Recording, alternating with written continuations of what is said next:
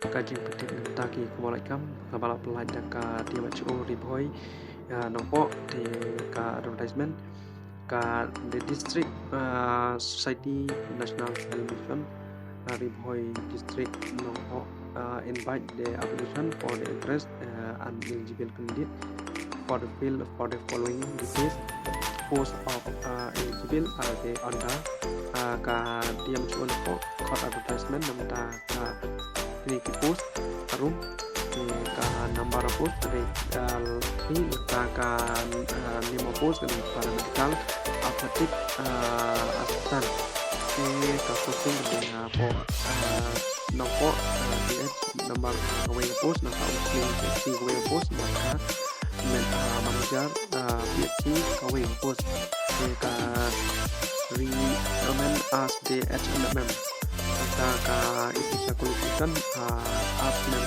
diploma post in the optometry or Bachelor of Science and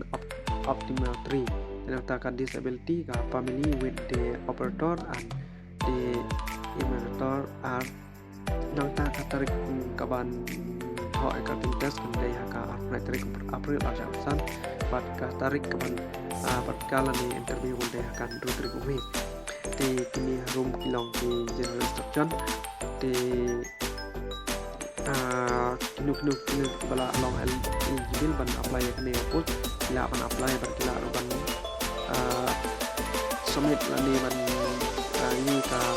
new focus kan tour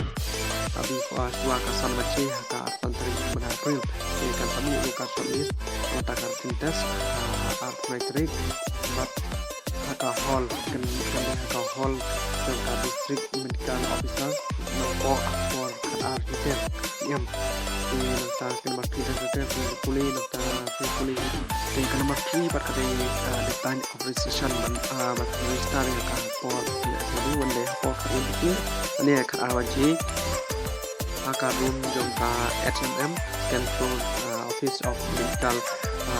Officer di Rihoy district nopo di pasal berkati capital exam hall conduct by ICE OPD civil hospital nopo ada yang kakak baji nangta kan rutrik me ajaran kandai an health officer Riboy district nopo akan rutrik ajaran por architect dan kan nomor san kandai all relevant certificate testimonial larban atas yaki all certificate jobi in pira ka original produce hapo kasngi interview tika nomor 6 kandai dia application will be submit to the screening of the purpose angta nomor 7 ka application found incomplete in any result should be summarily reject dan nomor 8 kandai notice both the office deputy commissioner Riboy district nopo atau ke website yang tu www.hdp.riboy.government.in ta kan nomor kandai in case of any dispute arise the undersigned reserve with the right to reject or any all the application without sign of the recent proof nomor 4 come down DE